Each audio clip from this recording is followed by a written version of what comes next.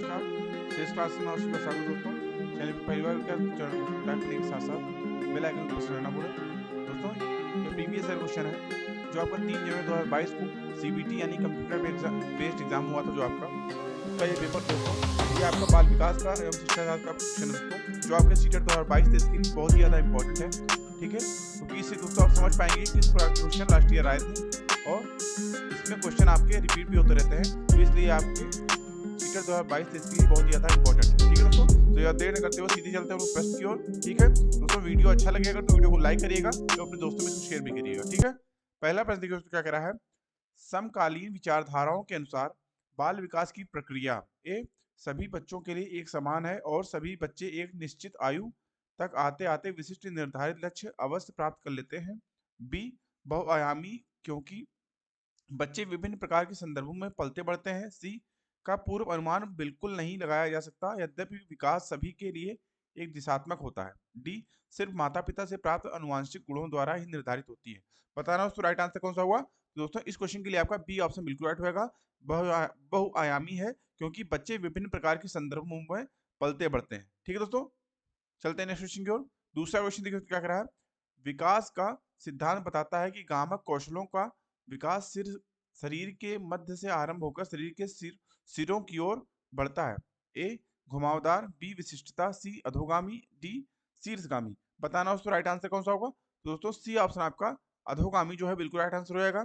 विकास का अधोगामी सिद्धांत बताता है कि गामक कौशलों का विकास शरीर के मध्य से आरंभ होकर शरीर के सिरों की ओर बढ़ता है। ठीक है दोस्तों, चलते हैं नेक्स्ट क्वेश्चन की ओर। तीसरा क्वेश्चन देखिए क्या कर रहा है, विकास की किस अवस्था में बच्चे कल्पनाशीलता वाले खेल में सक्रिय रूप से भाग लेते हैं। ए शैशवावस्था, बी प्रारंभिक बाल्यावस्था, सी मध्य बाल्यावस्था, डी किशोरावस्था। बताना उसको राइट आंसर कौन सा होगा। तो दोस्तों इस क्वेश्चन के लिए आपका बी ऑप्शन बिल्कुल राइट होगा, प्रारंभिक बाल्यावस्था। ठीक है, चलते हैं नेक्स्ट क्वेश्चन की ओर। चौथा क्वेश्चन देखिए क्या है, निम्न में से कौन सी बच्चों के समाजीकरण की द्वितीयक संस्थाएं हैं। पहला परिवार, दूसरा मीडिया, तीसरा धार्मिक संस्थाएं, चौथा विद्यालय। पहला देखिए 1 2 4, दूसरा देखिए 1 3 4, तीसरा देखिए 1 3 4, चौथा देखिए 1 4। बताना उसको राइट आंसर कौन सा होगा। तो दोस्तों इस क्वेश्चन के लिए आपका जो आयोग ने सभी को कॉमन अंक दिया था, ठीक है, इसमें से सभी को जो है कॉमन अंक मिले थे। ठीक है, चलते हैं नेक्स्ट क्वेश्चन की ओर। पांचवा क्वेश्चन देखिए क्या कर रहा है, रुचि को 3 पेंसिल दिखाई जाती है, वह देखती है कि पेंसिल खा से बड़ी है और पेंसिल गा से बड़ी है। जब रुचि यह निष्कर्ष निकालती है कि का गा से बड़ी है तो वह जीन पियाजे की किस संज्ञानात्मक विकास की विशेषताओं को दर्शाती है। ए क्रमबद्धता, बी संरक्षण, सी सकर्मक अनुमान, या डी परिकल्पना आधारित निगमनात्मक तर्क। बताना उसको राइट आंसर कौन सा होगा। तो दोस्तों इस क्वेश्चन के लिए आपका सी ऑप्शन जो है सकर्मक अनुमान जो है बिल्कुल राइट आंसर होगा इस क्वेश्चन के लिए। ठीक है, चलते हैं नेक्स्ट क्वेश्चन की ओर। छठा क्वेश्चन देखिए क्या कर रहा है, जीन पियाजे के संज्ञानात्मक विकास के सिद्धांत के अनुसार मूर्त संक्रियात्मक चरण में बालक निम्न में से क्या कर पाने के योग्य होता है। ए परिवर्तन, बी परिकल्पना आधारित निगमनात्मक तार्किक चिंतन, सी अमूर्त चिंतन, डी प्रतिज्ञाप्ति चिंतन। बताना हो तो राइट आंसर कौन सा होगा। तो दोस्तों इस क्वेश्चन के लिए आपका ए ऑप्शन जो है प्रतिवर्तन जो है बिल्कुल राइट आंसर होगा। ठीक है, चलते हैं नेक्स्ट क्वेश्चन की ओर। सातवां क्वेश्चन देखिए क्या कर रहा है, निम्नलिखित में से कौन सा चरण लॉरेंस कोहलबर्ग द्वारा दिए गए नैतिक विकास के सिद्धांत में शामिल नहीं है। ए पारंपरिक चरण, बी अपारंपरिक चरण, सी उत्तर पारंपरिक चरण, या डी पूर्व पारंपरिक चरण। बताना तो राइट आंसर कौन सा होगा। तो दोस्तों इस क्वेश्चन के लिए आपका बी ऑप्शन जो है अपारंपरिक चरण जो है बिल्कुल राइट आंसर होगा इस क्वेश्चन के लिए। ठीक है, चलते हैं नेक्स्ट क्वेश्चन की ओर। आठवां क्वेश्चन देखिए तो क्या कह रहा है, एक अध्यापिका अपनी कक्षा के लिए लेव वैगोत्स्की के सामाजिक संरचनावादी सिद्धांतों पर आधारित शिक्षण अधिगम प्रक्रिया तैयार करना चाहती है, उसे निम्न में से किसके प्रयोग से बचना चाहिए। ए सामाजिक संदर्भों पर आधारित शिक्षण अधिगम की अभिकल्पना करना, बी विद्यार्थियों के अधिगम प्रयासों का गहन अवलोकन करना, सी अधिगम के आकलन के लिए मानकीकृत परीक्षाओं का इस्तेमाल करना, या डी आवश्यकता के अनुसार पाठ का प्रयोग करना। बताना हो तो राइट आंसर कौन सा होगा। तो दोस्तों इस क्वेश्चन के लिए आपका सी ऑप्शन जो है बिल्कुल राइट आंसर रहेगा, अधिगम के आकलन के लिए मानकीकृत परीक्षाओं का इस्तेमाल करना। ठीक है, चलते हैं नेक्स्ट क्वेश्चन की ओर। 9th क्वेश्चन देखिए तो क्या कह रहा है, लेव वैगोत्स्की ने अपने सामाजिक संरचनावाद सिद्धांत में निम्न में से किसे विद्यार्थियों में अधिगम को सुसाध्य करने हेतु उपयुक्त बताया है। ए सहकर्मी सहयोगिता, बी सांस्कृतिक उपकरणों का हस्तक्षेप, सी रट कर याद करने पर बल, या डी गैर संदर्भित पाठ्यक्रम? बताना हो तो राइट आंसर कौन सा होगा। तो दोस्तों इस क्वेश्चन के लिए आपका ए ऑप्शन सहकर्मी सहयोगिता जो है बिल्कुल राइट आंसर होगा इस क्वेश्चन के लिए। ठीक है, चलते हैं नेक्स्ट क्वेश्चन की ओर। 10th क्वेश्चन देखिए तो क्या कह रहा है, किसी प्रगतिवादी कक्षा के बारे में एक अध्यापिका का क्या विश्वास होना चाहिए? ए, कक्षा हमेशा कठोर नियंत्रण में रहे और सिर्फ अध्यापक को निर्देश देने चाहिए। बी, अधिगम केवल कक्षा में ही होना चाहिए होता है। सी, कक्षा में विद्यार्थी अपने साथ विविध प्रकार के समृद्ध अनुभव लाते हैं। या डी, विद्यार्थी केवल ड्रिल और अभ्यास के माध्यम से ही सबसे अधिक सतर्कता सार्थकता से सीखते हैं। बताना दोस्तों राइट आंसर कौन सा होगा। तो दोस्तों इस क्वेश्चन के लिए आपका सी ऑप्शन बिल्कुल राइट होगा। कक्षा में विद्यार्थी अपने साथ विविध प्रकार के समृद्ध अनुभव लाते हैं। ठीक है, चलते हैं नेक्स्ट क्वेश्चन की ओर। 11वां क्वेश्चन देखिए तो क्या कह रहा है, किस विचारक ने इस बात को नकारा है कि बुद्धि एकल इकाई है और कई पृथक स्वतंत्र बुद्धियों का सिद्धांत प्रतिपादित किया है? ए, जीन पियाजे, बी, हार्वर्ड गार्डनर, सी, वाइगोत्स्की या डी, लॉरेंस कोहलबर्ग? बताना है उसका राइट आंसर कौन सा होगा। तो दोस्तों इस क्वेश्चन के लिए आपका बी ऑप्शन जो है बिल्कुल राइट आंसर हो जाएगा। ठीक है, Lawrence Kohlberg, sorry Harvard gardener. ठीक है, बी ऑप्शन आपका इस क्वेश्चन के लिए बिल्कुल राइट हो जाएगा, हार्वर्ड गार्डनर। ठीक है, चलते हैं नेक्स्ट क्वेश्चन की ओर। 12वां क्वेश्चन देखिए तो क्या कह रहा है, खिलौने के रूप में गुड़िया मिलने पर रोहन की प्रतिक्रिया थी, मुझे यह खिलौना पसंद नहीं आया क्योंकि गुड़िया लड़के गुड़िया से नहीं खेलते हैं। यह किसका उदाहरण है? ए, जेंडर प्रासंगिकता, बी, जेंडर भेदभाव, सी, जेंडर रूढ़िवादिता या डी, जेंडर स्थिरता? बताना उसका राइट आंसर कौन सा होगा। दोस्तों क्वेश्चन आपका सी ऑप्शन जेंडर रूढ़िवादिता जो है बिल्कुल राइट आंसर होगा इस क्वेश्चन के लिए। ठीक है, चलते हैं नेक्स्ट क्वेश्चन की ओर। 13वां क्वेश्चन देखिए तो क्या कह रहा है, एक शिक्षक 1 महीने की अवधि के अंतराल में विद्यार्थियों को निबंध लेखन के लिए कई ड्राफ्ट लिखने के लिए सहयोग कर देती है। यदि वह यह शिक्षक प्रत्येक विद्यार्थी के सभी ड्राफ्ट को ध्यान में रखता है और उन सभी ड्राफ्ट पर काम करने की प्रक्रिया को भी मान्यता देता है तो इस प्रकार की मूल्यांकन को क्या कहेंगे? ए, योगात्मक, बी, मानक संदर्भित, सी, रचनात्मक, डी, मानकीकृत? बताना है उसका राइट आंसर कौन सा होगा। तो दोस्तों इस क्वेश्चन के लिए आपका सी ऑप्शन जो है रचनात्मक जो है बिल्कुल राइट आंसर होगा इस क्वेश्चन के लिए। ठीक है, चलते हैं नेक्स्ट क्वेश्चन की ओर। 14वां क्वेश्चन देखो तो क्या कह रहा है, एक बहुभाषीय कक्षा में शिक्षक को ए, वार्तालाप के लिए मातृभाषा के उपयोग को निरुत्साहित करना चाहिए। बी, ज्यादातर विद्यार्थियों द्वारा बोली जा रही प्रमुख भाषा को ही स्वीकार करना चाहिए। सी, भाषाओं की विविधता के बारे में जागरूकता लानी चाहिए और विद्यार्थियों को पसंद अनुसार भाषा के इस्तेमाल की अनुमति देनी चाहिए। या डी, एक लक्ष्यांक भाषा जैसे अंग्रेजी को छोड़कर अन्य भाषाओं के उपयोग की उपेक्षा करनी चाहिए। बताना उसका राइट आंसर कौन सा होगा। दोस्तों इस क्वेश्चन के लिए आपका सी ऑप्शन जो है बिल्कुल राइट आंसर होगा। ठीक है, भाषाओं की विविधता के बारे में जागरूकता लानी चाहिए और विद्यार्थियों को पसंद अनुसार भाषा के इस्तेमाल की अनुमति देनी चाहिए। ठीक है, चलते हैं नेक्स्ट क्वेश्चन की ओर। 15वां क्वेश्चन देखिए तो क्या कह रहा है, राष्ट्रीय शिक्षा नीति 2020 के अनुसार शिक्षा को पहला देखिए केवल पूर्व निर्धारित विषय वस्तु पर केंद्रित होना चाहिए। दूसरा, समस्या समाधान पर केंद्रित होना चाहिए। तीसरा, अधिगमकर्ताओं में समालोचनात्मक चिंतन का विकास करना चाहिए। या चौथा, अन्वेषण निर्धारित और खोज आधारित होना चाहिए। बताना उसका राइट आंसर कौन सा होगा। दोस्तों इस क्वेश्चन के लिए आपका देखिए ए ऑप्शन पहला तीसरा चौथा, बी पहला दूसरा और तीसरा, सी ऑप्शन पहला दूसरा चौथा या डी ऑप्शन पहला दूसरा तीसरा चौथा? बताना उसका राइट आंसर कौन सा होगा। दोस्तों इसमें जो है इस क्वेश्चन के लिए भी आयोग ने सभी को कॉमन अंक दिए हैं। ठीक है, ठीक है, सभी को दोस्तों इस क्वेश्चन के लिए कॉमन अंक मिले। ठीक है, चलते हैं नेक्स्ट क्वेश्चन की ओर। 16वां क्वेश्चन देखो तो क्या कह रहा है, पाठ्यक्रम को जल्दी पूरा करने के लिए एक शिक्षिका हमेशा अपनी पसंद के ही कुछ बच्चों से उत्तर पूछ लेती है। शिक्षिका द्वारा किया गया यह कार्य ए, पाठ्यक्रम पूरा करने हेतु नियोजित है। बी, यह दर्शाता है कि शिक्षिका में अपनी कक्षा के श्रेष्ठ बच्चों के को पहचानने का अच्छा कौशल है। सी, विद्यार्थियों को समान अवसर की उपलब्धता से वंचित करना। या डी, सभी विद्यार्थियों के समान सम्मिलन को सुनिश्चित करने में प्रभावशाली होगा। बताना है उसका राइट आंसर कौन सा होगा।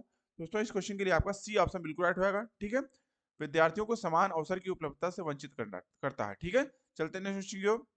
17वां क्वेश्चन देखिए क्या कर रहा है, गुणज वैकल्य से जूझते छात्र के समावेशन हेतु निम्न में से क्या महत्वपूर्ण है?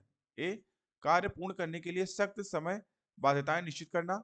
बी, विद्यार्थियों को दृश्य आधारित परिकलन यानी कैलकुलेटर और गणित संबंधी प्रयोज्यता उपलब्ध करवाना। सी, पाठ्यांश में मौजूद प्रसंगोचित जानकारी को निष्प्रभ यानी ढकने करने के लिए अतिरिक्त विषय वस्तु जोड़ देना। या डी, विद्यार्थियों के अधिगम के आकलन के लिए सिर्फ मानकीकृत तरीकों का इस्तेमाल करना। बताना उसका राइट आंसर कौन सा होगा। दोस्तों इस क्वेश्चन के लिए आपका बी ऑप्शन जो है बिल्कुल राइट आंसर रहेगा। ठीक है, विद्यार्थियों को दृश्य आधारित परिकलन यानी कैलकुलेटर और गणित संबंधी प्रयोज्यता उपलब्ध करवाना। ठीक है, चलते हैं नेक्स्ट क्वेश्चन की ओर। 18वां क्वेश्चन देखिए क्या कह रहा है, एक दृष्टि बाधित बाधिता वाले विद्यार्थी के लिए निम्न में से कौन सी सामग्री लाभदायक नहीं होगी? ए स्पर्शिक ग्लोब, बी छोटे अक्षरों वाली पुस्तकें, सी दृश्यपट पठन सॉफ्टवेयर, या डी ब्रेल लिपि वाली पुस्तकें। बताना दोस्तों राइट आंसर कौन सा होगा। दोस्तों इस क्वेश्चन के लिए आपका बी ऑप्शन बिल्कुल राइट होगा। ठीक है, छोटे अक्षरों वाली पुस्तकें। ठीक है, चलते हैं नेक्स्ट क्वेश्चन की ओर। 19वां क्वेश्चन देखिए तो क्या कह रहा है, कथन ए भाषा शिक्षण के दौरान एक अध्यापिका को लिखित सामग्री के साथ श्रवण पुस्तकें भी उपलब्ध करवानी चाहिए। तर्क ए तर्ककार प्रस्तुतिकरण के विविध विकल्प विभिन्न अधिगमकर्ताओं की जरूरतों को पूरा कर पाते हैं, जैसे कि पठन विकारों से जूझते विद्यार्थी। सही विकल्प चुने। ए और आर दोनों सही हैं और आर ए की सही व्याख्या करता है। बी ए और आर दोनों सही हैं, आर ए की सही व्याख्या नहीं करता है। सी ए सही है लेकिन आर गलत है। डी ए और आर दोनों सही हैं। बताना दोस्तों राइट आंसर कौन सा होगा। दोस्तों इस क्वेश्चन के लिए आपका ए ऑप्शन बिल्कुल राइट होगा। ठीक है, ए और आर दोनों सही है और आर ए की सही व्याख्या करता है। ठीक है, चलते हैं नेक्स्ट क्वेश्चन की ओर। 20वां क्वेश्चन देखो तो क्या कह रहा है, एक रचनात्मक बालक में निम्न में से कौन से गुण मौजूद होंगे? पहला अपसारी चिंतन, दूसरा अभिसारी चिंतन, तीसरा अमूर्त चिंतन की योग्यता, चौथा नवीन आमुख उत्पादन की योग्यता। ये ऑप्शन देखिए, पहला दूसरा तीसरा, बी पहला दूसरा चौथा, सी पहला तीसरा चौथा, या डी दूसरा तीसरा चौथा। बताना दोस्तों राइट आंसर कौन सा होगा। दोस्तों इस क्वेश्चन के लिए आपका सी ऑप्शन बिल्कुल राइट होगा। ठीक है, पहला तीसरा चौथा। चलते हैं नेक्स्ट क्वेश्चन की ओर। 21वां क्वेश्चन देखिए तो क्या कह रहा है, कथन एक कक्षा में मूल्यांकन के लिए शिक्षकों को विविध विधियों का प्रयोग करना चाहिए। चार एक कक्षा में बच्चे की सफलता और असफलता को केवल पेपर पेंसिल परीक्षा के द्वारा सही और पूर्ण रूप नहीं निर्धारित किया जा सकता। ए और आर दोनों सही है, आर ए की सही व्याख्या करता है। बी ए और आर दोनों सही है, आर ए की सही व्याख्या नहीं करता। सी ए सही है लेकिन आर गलत है। डी ए और आर दोनों सही है। बताना उसका राइट आंसर कौन सा होगा। दोस्तों इस क्वेश्चन के लिए आपका ए ऑप्शन बिल्कुल राइट होगा। ठीक है, ए और आर दोनों सही है, आर ए की सही व्याख्या नहीं करता। ठीक है, पहला ऑप्शन ए और आर दोनों सही है और आर ए की सही व्याख्या करता है। ठीक है, ये ऑप्शन आपका इस क्वेश्चन के लिए बिल्कुल राइट होगा। ठीक है, चलते हैं नेक्स्ट क्वेश्चन की ओर। 22वां क्वेश्चन देखो क्या कर रहा है, किसी संप्रत्यय को पढ़ाने के लिए एक अध्यापिका विभिन्न उदाहरण प्रस्तुत करती है और उसके बाद विद्यार्थियों को उन उदाहरणों द्वारा एकत्रित जानकारी के आधार पर नियम निर्धारित करने को कहती है। इस क्रिया में अध्यापिका किस अधिगम का इस्तेमाल कर रही है? अभिगम का इस्तेमाल कर रही है। ए निगमनात्मक, बी आगमनात्मक, सी अनुकरणात्मक, या डी प्रतिस्पर्धात्मक। बताना दोस्तों राइट आंसर कौन सा होगा। दोस्तों इस क्वेश्चन के लिए आपका बी ऑप्शन आगमनात्मक जो है बिल्कुल राइट आंसर होगा इस क्वेश्चन के लिए। ठीक है, चलते हैं नेक्स्ट क्वेश्चन की ओर। 23वां क्वेश्चन देखो तो क्या कह रहा है, कक्षा नियमन में विद्यार्थी की सहकारिता हेतु एक अध्यापक को क्या करना चाहिए? ए स्वयं ही कठोर और अटल नियमों का निर्धारण, बी विद्यार्थियों के दुर्व्यवहार के बारे में अभिभावकों से बार बार शिकायत, सी मापदंडों का पालन न करने पर विद्यार्थियों की भर्त्सना, या डी मापदंडों और नियमों को स्थापित करते समय विद्यार्थियों की सहभागिता। बताना दोस्तों राइट आंसर कौन सा होगा। तो दोस्तों इस क्वेश्चन के लिए आपका डी ऑप्शन बिल्कुल राइट होगा। ठीक है, मापदंडों और नियमों को स्थापित करते समय विद्यार्थियों की सहभागिता। ठीक है, चलते हैं नेक्स्ट क्वेश्चन की ओर। 24वां क्वेश्चन देखो तो क्या कह रहा है, वह विकल्प चुनिए जो उन संदर्भों का सही चुनाव करता है जिनमें बच्चों के लिए अधिगम हो पाता है। पहला खेल कूद, दूसरा घर, तीसरा कक्षा कक्ष। ए पहला तीसरा, बी दूसरा तीसरा, सी पहला दूसरा तीसरा, डी तीसरा। बताना दोस्तों राइट आंसर कौन सा होगा।